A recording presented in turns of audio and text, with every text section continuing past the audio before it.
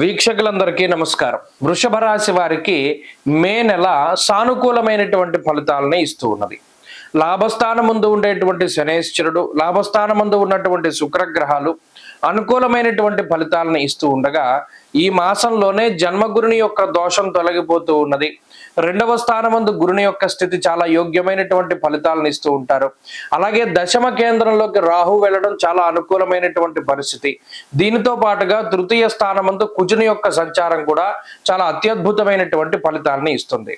అయితే ప్రత్యేకించి ఈ నెలలో ఇబ్బంది పెట్టేటువంటి గ్రహాలు ఏవైనా ఉన్నాయి అంటే అది రవిగ్రహము, బుధగ్రహము. కేవలం రెండు గ్రహాల ప్రతికూలత మాత్రమే వృషభ రాశి మీద కనబడుతూ ఉన్నది. ఇది చాలా చిన్న విషయం. ఒక్కొక్కసారి రవిగ్రహం ప్రతికూలించడం వల్ల కొంత నీరసము, నిస్సత్వ, అలాగే కొంత ఆత్మస్థైర్యం లోపించడము, లేదా ప్రత్యేకించి వ్యయస్థానంలో రవి ఉన్నప్పుడు స్వస్థాన నాశనం చేయవ బంధురోగో ధనక్షయం అన్నది శాస్త్రం.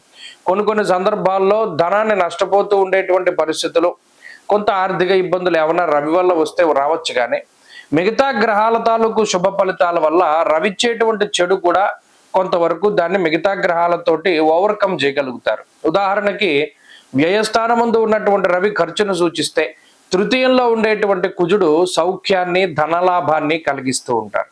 అంటే రవిచ్చే చెడు ఫలితాన్ని కుజుడు తీసేస్తారు. ఇంకా దానితో పాటుగా లాభస్థానమందు శనేశ్వరుడు ధనధాన్యాది వృద్ధించ అన్నారు.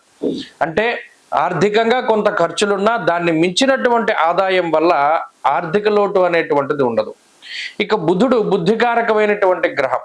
అటు 12వ స్థానమందు జన్మరాశి యందు స్థితులై ఉండడం వల్ల కొంత బుద్ధి చాంచల్యాన్ని కలిగించినప్పటికీ, దేవగురువైనటువంటి బృహస్పతి జన్మరాశిని వదిలిపెట్టి 2వ స్థానానికి వెళ్ళినప్పుడు ఆయనే మేధస్సుకు కారణం కాబట్టి బుధుడిచ్చే చెడు ఫలితాలని గురుడు తీసేస్తాడు. అలాగే లాభస్థానమందు శని, శుక్రగ్రహాలు, దశమంలో రాహు, ఇవన్నీ కూడా చాలా అనుకూలమైనటువంటి గ్రహ సంపత్తులే.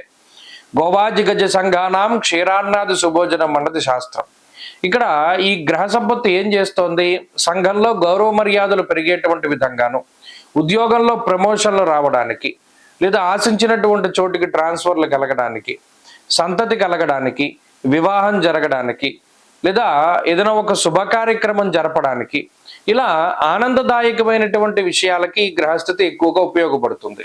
కొత్తగా వ్యాపారాలు ప్రారంభించడానికి, వ్యాపారాభివృద్ధికి, విస్తరణకి, చదువుకునేటువంటి వారు చాలా కాలంగా చదివి ఇప్పుడు ఎగ్జామ్ రాస్తూ ఉండి, అంటే ఏదైనా లాంగ్ టర్మ్ కోచింగ్లు తీసుకుని పరీక్షలు రాసేటువంటి వారు, కాంపిటేటివ్ ఎగ్జామ్స్ రాసేటువంటి వారు, వీరందరికీ కూడా ఈ గ్రహస్థితి చాలా గొప్పగా ఉపయోగపడుతుంది. అలాగే వృత్తి ఉద్యోగాల్లో ఎదుగుదలను సూచిస్తుంది. కుటుంబపరమైనటువంటి సంతోషానికి ఈ గ్రహస్థితి కారణమవుతుంది. ఆర్థిక ఇబ్బందుల్ని అధిగమించి ఆరోగ్యపరమైనటువంటి సమస్యల్ని అధిగమించడానికి కూడా ఈ గ్రహస్థితి కారణమవుతుంది. కాబట్టి ఇక్కడ ఈ రవి బుధుల తాలూకు వ్యతిరేకత మే నెలలో ఉన్నప్పటికీ కూడా మిగతా గ్రహాలన్నీ కూడా వాటిని అధిగమించేలాగా, అంటే రెండు గ్రహాలు ఇచ్చేటువంటి దోషాన్ని తీసేసేటువంటి విధంగా ఫలితాలు ఇస్తూ ఉన్నారు. కాబట్టి మే నెలంతా కూడా వృషభ రాశి వారికి అనుకూలమైనటువంటి ఫలితాలనే మనం చూడవచ్చును. ఇంకా ఈ రవి బుధుల తాలూకు వ్యతిరేకతలను కూడా తగ్గించుకోవడానికి ప్రత్యేకించి ప్రతిరోజు ఆదిత్య హృదయ స్తోత్ర పారాయణ చేస్తూ ముందుకు వెళ్ళడం, అలాగే ఆదివారం నాడు మధ్యమాంసాలని భుజించకుండా, ప్రత్యేకించి తైల సంస్కారాలు అవి చేయకుండా ఏదైనా సూర్యోపాసన, లేదా ఆ రోజు మడిగా పరవాన్నం వండుకుని దాన్నే రోజంతా కూడా భుజిస్తూ ఉండడం, ఆవు పాలతోటి పరమేశ్వరుడికి అభిషేకం చేయడం, జిల్లేడు పువ్వులను మాలగా కట్టి శివునికి సమర్పించడం, ఇటువంటివి చేస్తూ ఉండడం, అలాగే విష్ణు సహస్రనామ స్తోత్రాన్ని పఠిస్తూ ఉండడం, ఇటువంటి వాటి వల్ల కూడా ఈ మే నెలలో మరింత అనుకూలమైనటువంటి ఫలితాలని ఈ రాశి వారు పొందగలుగుతారు. స్వస్తి.